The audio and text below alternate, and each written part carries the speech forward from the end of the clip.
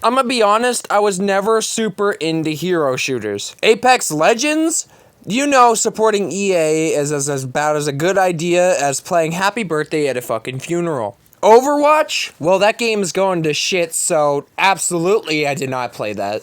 That leaves Marvel Rivals, and I love this game.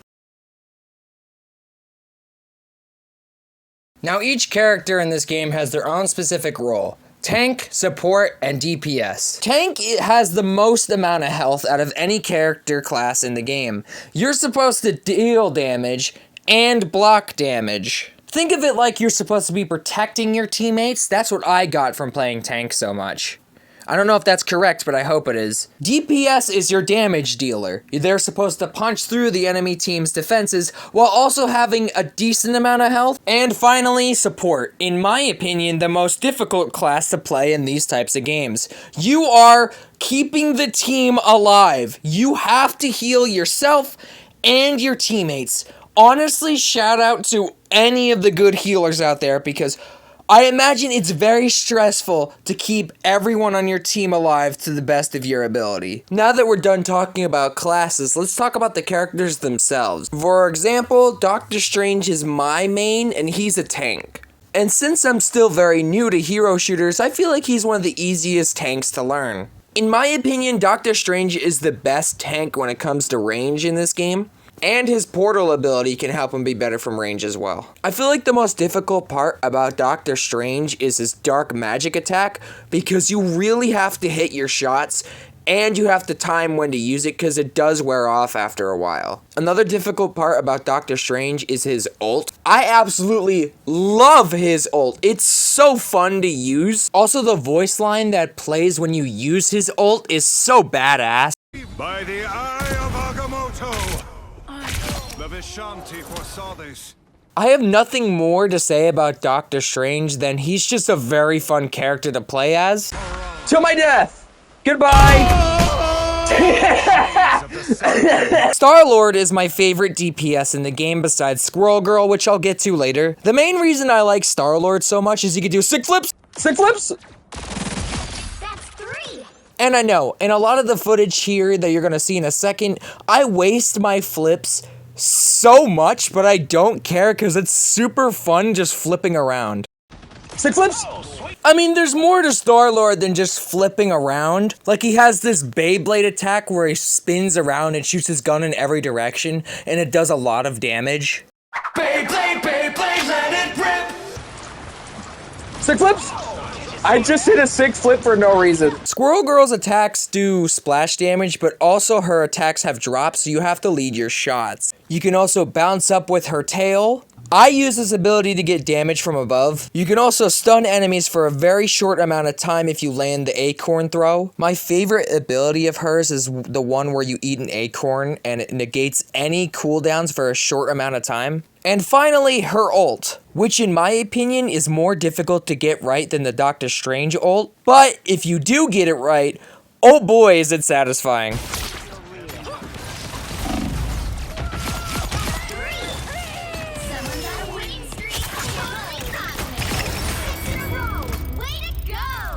Now, since I don't like playing as healer, there won't be much healer footage in this video. I would say my favorite healer is probably Loki, despite him being insanely complex for someone new like me. I love his cloning ability.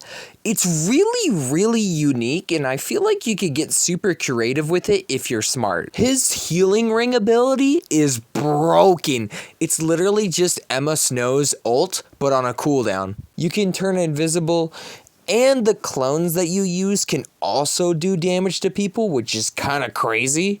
The character hitboxes, they're definitely forgiving, I'll give them that.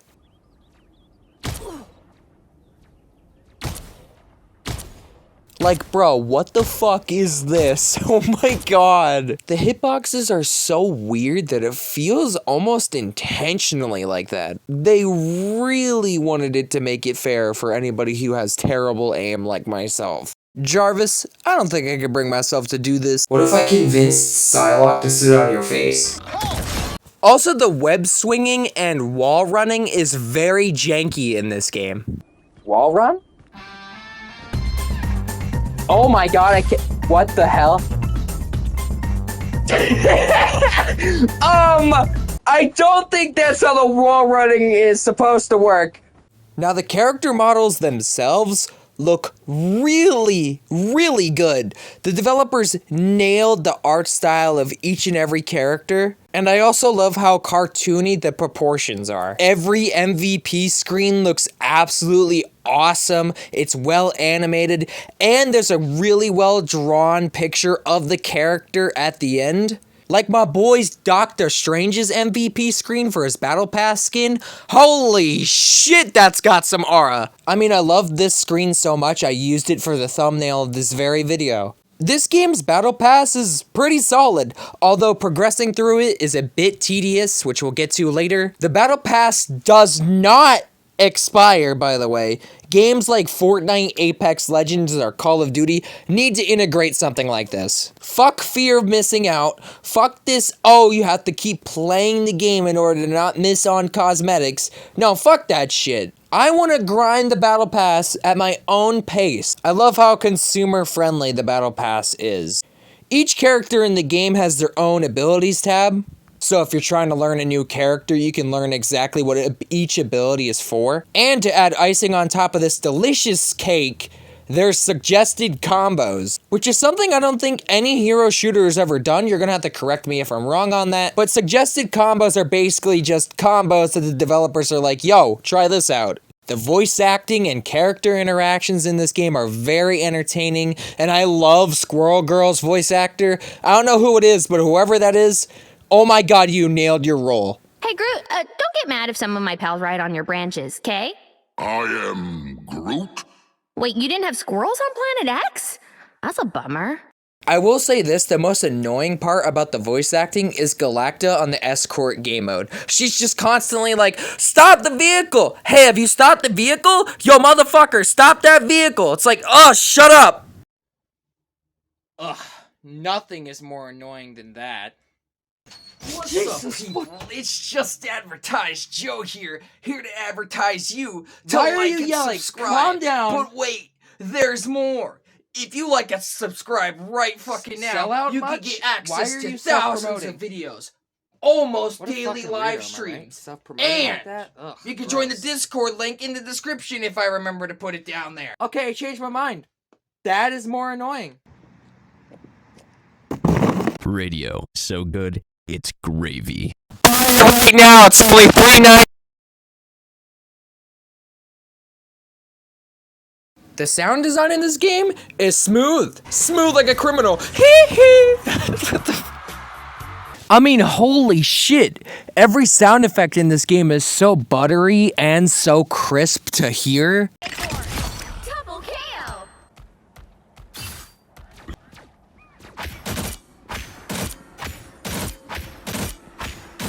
Another falls. The sound design in this game is just so great that it adds to the engagement of the gameplay. It gives my ADHD brain that dopamine that I'm constantly searching for.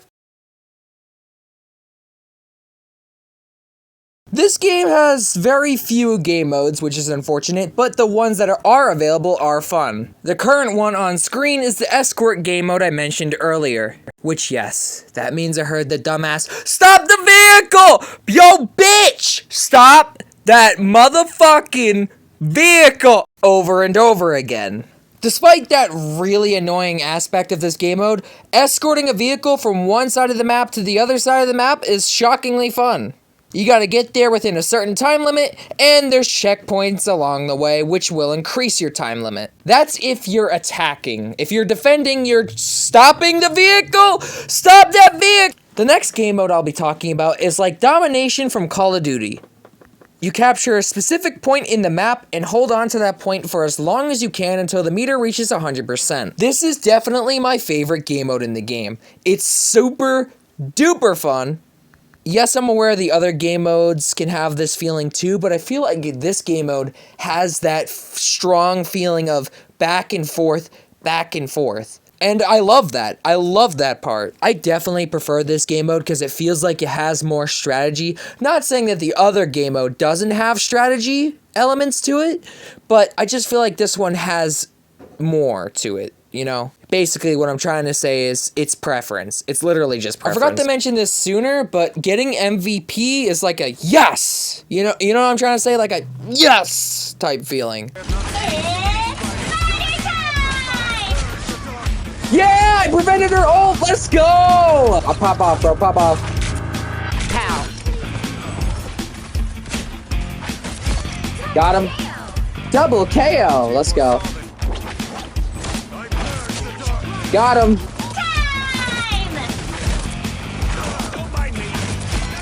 Got him. Got him.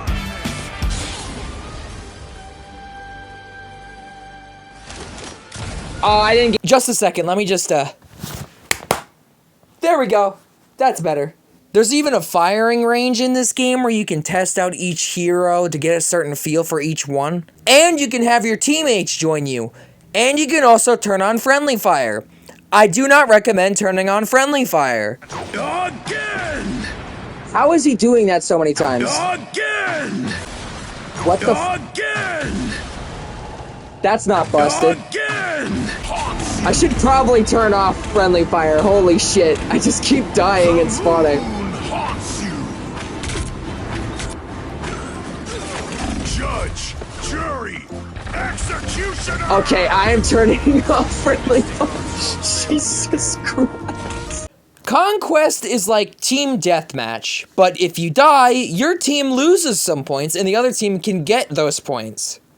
It's a very unique twist on the team deathmatch formula. And it's honestly probably one of my favorite game modes in the game. If you're a casual like me that is very new to hero shooters, I recommend this game mode because it's not super sweaty, and if you're trying to learn a new hero, it's very, very good for that. I mean, obviously you could play against bots to learn a new hero, but if you wanted to learn a new hero against actual people, I'd recommend this game mode.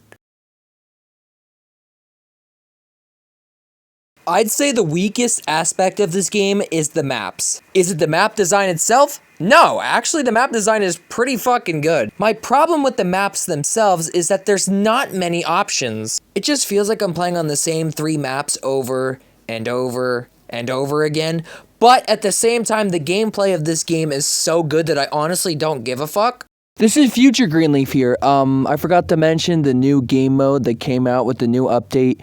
I did start making this video before the new update, so let me talk about that real quick. There's this new free-for-all game mode, which honestly I'm not a huge fan of, but if you like free-for-all stuff, I guess you'll get a kick out of it. I just don't like this game mode because the gameplay loop is very weird. It's very stop and go, stop and go. These purple tokens are how you progress the battle pass. You do a challenge, you get tokens. You rob a bank, you get tokens. You throw the fucking toaster inside the bathtub while your grandma's taking a bath so you can get life insurance money because you're really, really broke and you need to pay the fucking bills. You get tokens. Now, I don't mind doing challenges to progress my battle pass, but there's certain aspects that I don't like. Like, what the fuck is the point of leveling up in this game? Leveling up is just a number that shows up on the screen. Why can't you just get tokens for leveling up along with getting tokens for your battle pass through the challenges? Sometimes there's hero-specific challenges, but again, like, what if you don't like playing as Loki or Mantis or Rocket? So the developers are just forcing you to play as a character that you don't like to upgrade your battle pass? That's not going to make the challenge fun. But also at the same time, I do like the fact that they're encouraging people to try new heroes. Like, I had a challenge that involved Magneto at some point, and I didn't think I'd like playing as Magneto, but I did. But, like I mentioned earlier, I had a challenge that involved being a healer, and I don't like playing as healer. I try to enjoy playing as healer, but I just can't, man. Overall, Marvel Rivals is a passion project gone right. This is what games should be. High effort, high quality, high fun. Top 10. Jarvis, give him a good rating.